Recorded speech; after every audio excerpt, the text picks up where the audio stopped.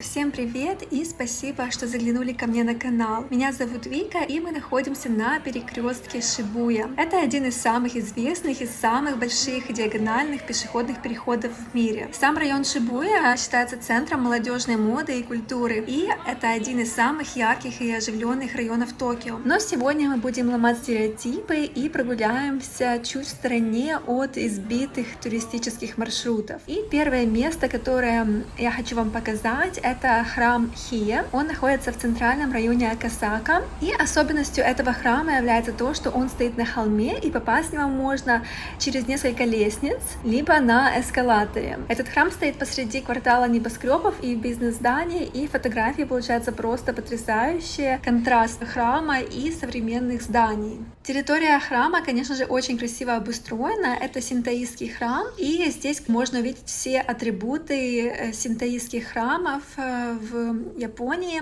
Храм очень красивый и очень красивая облагороженная территория с высоким бамбуком. Это вот небольшие дощечки из дерева, которые называются эма, и на них записывают свои прошения и молитвы. После заполнения эти дощечки оставляют в храме для того, чтобы боги получили обращенные к ним послания. И, как вы можете увидеть, эти эма бывают разных видов. Еще одной особенностью этого храма является коридор из красных ворот Тори. Здесь можно немножечко проникнуться атмосферой всемирно известного киотского храма Фушими Инари, визитной карточкой которой являются многочисленные ворота Тори, образующие вот этот вот коридор.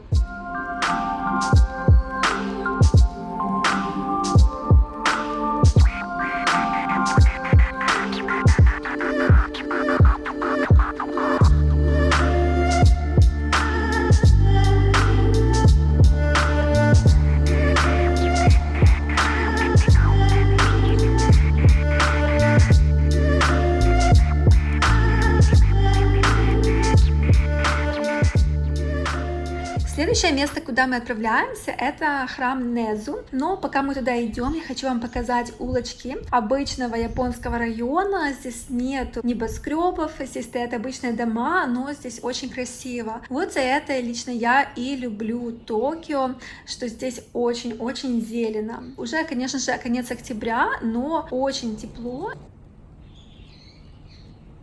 Следующий храм, который хочу вам показать, называется Незу. Здесь очень красиво, потому что здесь растет множество кустов азалии, и это считается одной из самых красивых святынь Токио. Это одно из моих самых любимых мест. Здесь очень спокойно, тихо, и можно прогуляться без топ-туристов. При входе на территорию храма здесь находятся башенные ворота двухэтажные, и также у входа на территорию синтоистских храмов располагается павильон для омовения рук и рта, который называется тамизуя. Ритуал состоит в том, что вы ополаскиваете левую руку, потом правую руку, потом рот и потом сам черпак. Это один из старейших храмов города, и он также известен своим фестивалем азалии. Что самое удивительное, эта достопримечательность не так известна туристам, а в основном только местным. Еще особенностью этого храма является то, что на его территории находится еще два маленьких небольших храма в честь божеств Инари, которые показываются как лисички. И эти божества Инари отвечают за рис, за чай, за саке и за плодородие. Кроме того, издавна эти лисички Инари и божества считались покровителями торговцев, дельцов и производителей. В святилищах Инари обычно есть много красных тори.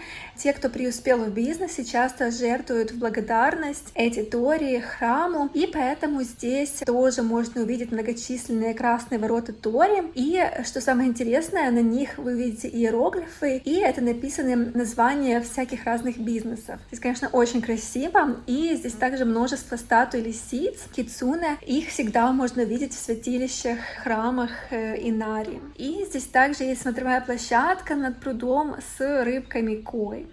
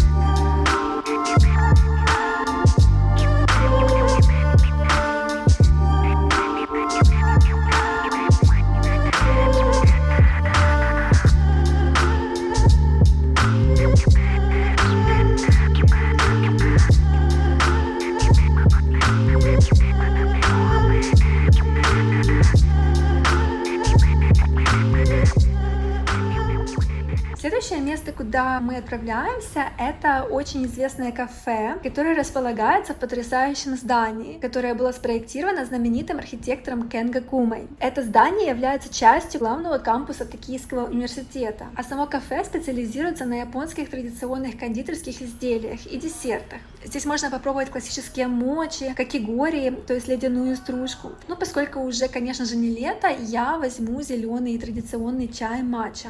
Раз мы возле университета Токио, я хочу показать вам и территорию. Это главный кампус, и вообще Токийский университет считается самым престижным университетом в Японии и считается одним из лучших университетов мира. И главный этот кампус Хонка занимает бывшее поместье семьи феодалов периода Эдо. Здесь есть парк, в общем, множество зелени, очень красиво, и даже есть пруд. И посмотрите, вот здесь такая атмосфера, как будто бы из фильма аниме. Зашла в библиотеку, и здесь хочу показать вам автоматы с напитками. Это просто находка в Японии. Всегда можно найти вот такие вот автоматы и на улицах, и в парках, и в библиотеках, и на станциях метро. Цены очень доступные, можно оплачивать наличными, либо даже вашим проездным. И здесь можно купить горячие и холодные напитки. И, в общем, закончить прогулку хочу возле очень интересной станции, которая называется Очаномизу. И здесь очень красивый вид на проезжающие поезда. Мне кажется, это такое очень интересное зрелище, потому что вот чисто японский вид, да, множество поездов, которые курсируют по часам. И, в общем-то, можно запечатлеть очень такую чисто японскую атмосферу. Ребята, если вам понравилось это видео, обязательно ставьте лайк, подписывайтесь на канал и, конечно же, пишите в комментариях, что бы вам еще было интересно увидеть из Японии, из Токио.